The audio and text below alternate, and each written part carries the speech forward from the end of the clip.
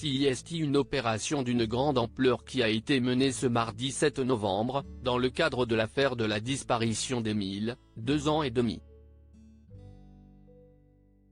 Et des touristes sont aussi visés. 4 mois aujourd'hui que le petit Émile, 2 ans et demi, a disparu dans le hameau du Haut-Vernay. 4 mois interminables pour ses proches, toujours dans l'attente et l'espoir de pouvoir retrouver l'enfant. 4 longs mois également pour les enquêteurs, concentrés et méticuleux à propos de chaque détail de cette affaire.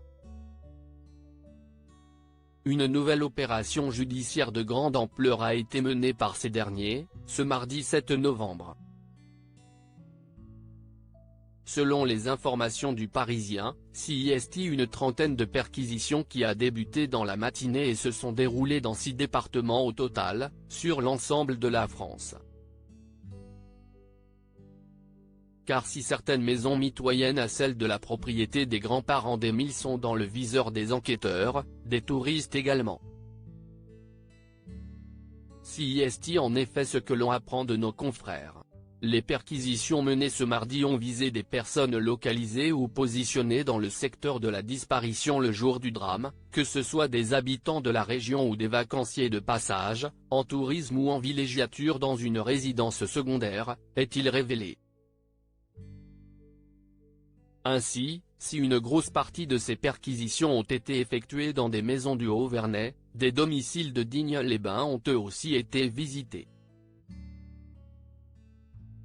Enfin, d'autres opérations du même type qui ont ciblé les Bouches-du-Rhône, et des départements se situant hors de la région Provence-Alpes-Côte d'Azur, PACA.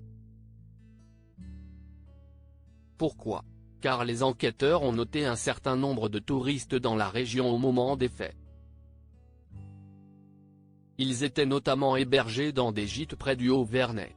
CIST, grâce aux méticuleuses et longues investigations téléphoniques que ceux-ci ont pu établir une liste d'une trentaine de cibles. Cette phase offensive de l'enquête a pour objet de vérifier précisément les emplois du temps des personnes concernées ou détecter des relations ou messages suspects. Il est tout de même précisé que rien ne permet à ce stade d'affirmer que l'auteur des faits se trouve parmi eux.